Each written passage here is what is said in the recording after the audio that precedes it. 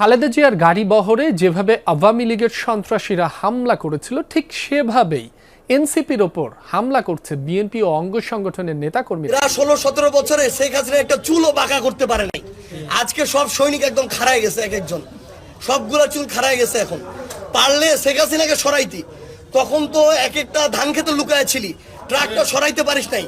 আজকে একটা শান্তিপূর্ণ জায়গায় আমরা আমাদের শহীদ পরিবারদের সাথে দেখা করতে গেছি।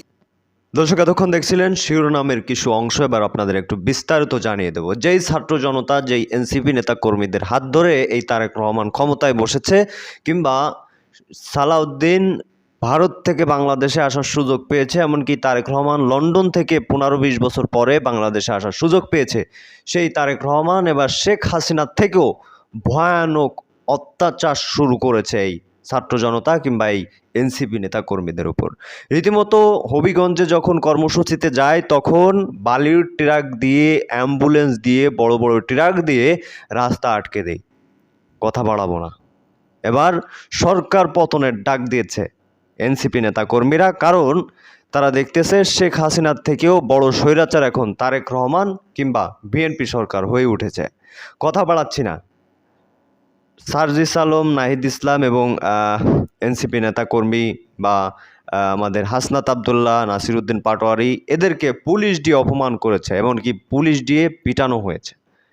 রানিং এমপি তাদেরকে পর্যন্ত পিটাচ্ছে পুলিশ। তাহলে পুলিশ সেই দলীয়করণ ছাড়তে পারেনি, পাঁচাটা ছাড়তে পারেনি। কথা বাড়াচ্ছি না, চলুন একটু বিস্তারিত দেখে আসি, লাস্টে কথা বলবো। আশা করি সঙ্গেই থাকবেন এবং মতামত করবেন, কমেন্টের মাধ্যমে একটু জানাবেন যে কি করা উচিত এখন। খালেদা জিয়ার গাড়ি বহরে যেভাবে আওয়ামী লীগের সন্ত্রাসীরা হামলা করেছিল ঠিক সেভাবেই এনসিপির ওপর হামলা করছে বিএনপি ও অঙ্গ সংগঠনের নেতাকর্মীরা। এমন অভিযোগ করেছেন দলটির আহ্বায়ক নাহিদ ইসলাম। দুপুরে শাহজালাল বিজ্ঞান ও প্রযুক্তি বিশ্ববিদ্যালয়ে জুলাই অভ্যুত্থান স্মরণে আয়োজিত আলোচনা সভায় অংশ নেন তিনি। পরে কথা বলেন সাংবাদিকদের সাথে। এ সময় নাহিদ ইসলাম সার্জিস আলমের গাড়ি বহরে হামলার ঘটনায় ক্ষোভ জানান। তিনি অভিযোগ করেন, বর্তমান সরকার সংস্কার চায় না, দেশের নতুন কোনো রাজনৈতিক শক্তির উত্থানও চায় না, তাই বারবারই ঘটছে এ ধরনের ঘটনা। এ সময় নাসিরউদ্দিন পাটোয়ারি বলেন, এনসিপি সংঘাতের রাজনীতিতে বিশ্বাস করে না, তাই আগামীতে কোনো রাজনৈতিক দলের বিরুদ্ধে মুখ না খোলার ঘোষণা দেন তিনি। সরকার সংস্কার চাচ্ছে না, সরকার কোনো ধরনের গণতান্ত্রিক পরিবর্তন করতে দিবে না এবং কোনো রাজনৈতিক শক্তি নতুন করে উত্থান ঘটুক সেটাও চাচ্ছে না। একইভাবে পুরনো কায়দা বিরোধী দলকে আক্রমণ করে। আজকে সব সৈনিক একদম খাড়ায় গেছে, এক একজন সবগুলা চুল খাড়ায় গেছে। এখন পারলে শেখ হাসিনাকে সরাইতি, তখন তো এক একটা ধান খেতে লুকায় ছিলি, ট্রাকটা সরাইতে পারিস নাই। আজকে একটা শান্তিপূর্ণ জায়গায় আমরা আমাদের শহীদ পরিবারদের সাথে দেখা করতে গেছি, ওইখানে তুই জিয়ার সৈনিকের হ্যাডাম দেখাইতে গেছিস। দর্শক, সিলেট থেকে সরাসরি যোগ দিচ্ছেন আমাদের সহকর্মী আজহার উদ্দিন শিমুল, তার কাছ থেকে আপডেট জানবো। শিমুল, সবশেষ কি আপডেট রয়েছে আপনার কাছে?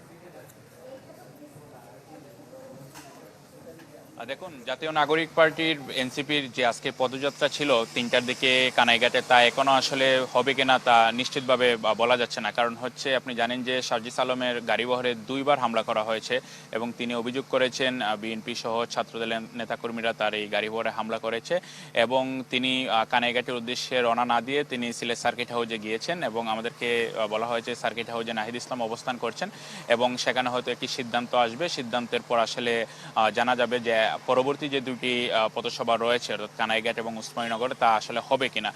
আপনাকে জানিয়ে রাখি যে আজকে 2টার দিকে জাতীয় নাগরিক পার্টির যিনি অন্যতম নেতা সার্জিস আলম এবং সংসদ সদস্য ও এনসিপি নেত্রী মাহমুদা মিতু, তারা দুজনে আসছিলেন গোলাপগঞ্জে শহীদ পরিবারের যারা সদস্যরা রয়েছেন তাদের সাথে মত বিনিময় করার জন্য। মত বিনিময় ঘণ্টাখানেক করার পর তারা যখন বের হয়ে যাচ্ছিলেন তখন গোলাপগঞ্জ যে পৌরসভা রয়েছে, পৌরসভা অতিক্রম করার পরেই তাদের উপর আসলে হামলা করা হয়। হামলায় আমরা দেখেছি যে সিলেট জেলা শাখার যিনি সভাপতি রয়েছেন জুনেদ, তার সাথে আলাপ করেছি। তিনি বলেছেন তাদের যারা নেতাকর্মীরা রয়েছে তারা সার্কিট হাউসের দিকে যাচ্ছেন, তারা আপাতত এখনও কানাইঘাটের দিকে আসলে মুভ করছেন না।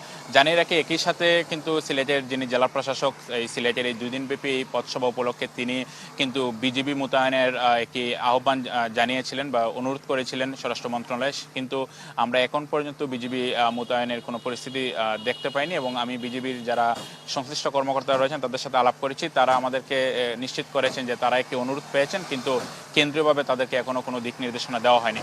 যে জায়গায় হামলা হয়েছে আমরা দেখেছি এখানে পুলিশি নিরাপত্তা ছিল, পুলিশি নিরাপত্তার পরও আমরা দেখেছি বেশ কয়েকজন যুবক তাদের যে গাড়ি বহর রয়েছে সেখানে ইটপাটকেল ছুঁড়ে এবং এই ইটপাটকেল ছোড়ার পর সার্জিস আলম যে গাড়িতে ছিলেন সেটা আসলে পেছনের অংশ ভেঙে যায়।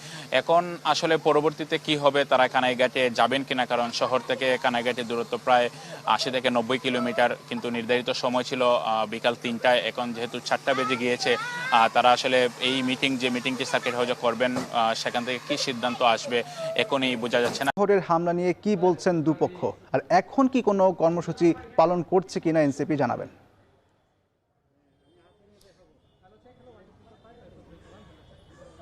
আচ্ছা দেখুন, আসলে আজকে গোলাপগঞ্জের যে পূর্ব নির্ধারিত মতবিনিময় সভা ছিল, বিশেষ করে জুলাই শহীদদের পরিবারের সাথে মতবিনিময় সভা, এটা শেষ করে বের হওয়ার পরে মূলত রাস্তায় তাদের উপর হামলা হয়েছে, এমনটা অভিযোগ করেছেন এনসিপির মুখ্য সমন্বয়ক সংগঠক যিনি আছেন সার্জিস আলম।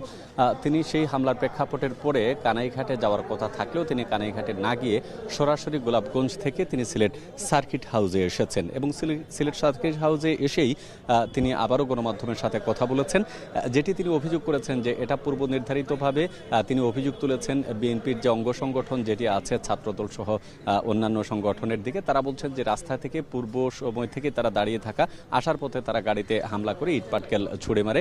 সেই জায়গায় ইটপাটকেল ছুঁড়ে মারার কারণেই মূলত গাড়িতে তার প্রচুর পরিমাণে হামলা হয়েছে এবং পিছনের সার্জিস আলম যে গাড়িতে ছিলেন সেই গাড়িটা আসলে ভেঙেছে। আমরা নিজেও দেখতে পাচ্ছি এখানকার যে গাড়ির যে গ্লাস, পিছনের যে গ্লাস, সেই পিছনের গ্লাসের আসলে কোনো অস্তিত্বই নেই এবং এখান থেকে যতটুকু আমরা কথা বললাম সার্জিস আলম তিনি বলছেন যে হবিগঞ্জে হামলার প্রেক্ষাপটের পরেই আজকে তারা এটি আশা করে নেই, কিন্তু সেই ক্ষেত্রে তারা নানানভাবে তারা হামলার শিকার হচ্ছেন এবং এই হামলার ভয়ের কারণেই মূলত আজকে তাদের পরবর্তী যে কর্মসূচি আছে, অর্থাৎ কানাইঘাট উপজেলায় একটি পথসভা অনুষ্ঠিত হওয়ার কথা ছিল, সেই পথসভায় যোগদান না করে তিনি সরাসরি চলে আসছেন সিলেট সার্কিট হাউসে।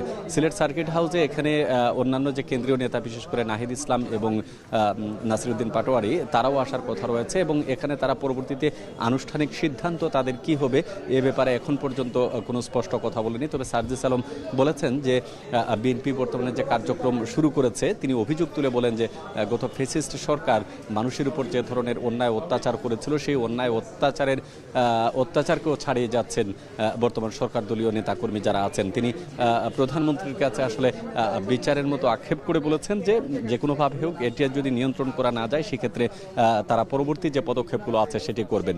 অন্যদিকে একই বিষয় নিয়ে নাহিদ ইসলাম যিনি বিরোধী দলীয় চিফ হুইপ, তিনি কথা বলেছেন গণমাধ্যমের সাথে। তিনি যেটি বলছেন যে তাদের এই যে সন্ত্রাসী কার্যক্রম উল্লেখ করে তিনি বলেছেন যে যদি এরকম কর্মকাণ্ড ঘটে থাকে তিনি মূলত আহ্বান জানিয়েছেন যে গণতন্ত্রকামী সাধারণ মানুষ যারা আছেন সব পক্ষকে নিয়ে তারা ঐক্যের একটা আহ্বান তিনি জানিয়েছেন। সেই সাথে বলেছেন যে এটি একটি রাষ্ট্রে, স্বাধীন সার্বভৌম একটি রাষ্ট্রে গণতান্ত্রিক প্রক্রিয়ায় যদি কেউ বাধা দিতে চায় সেই জায়গায় তারা প্রতিবাদ তারা অব্যাহত রাখবেন।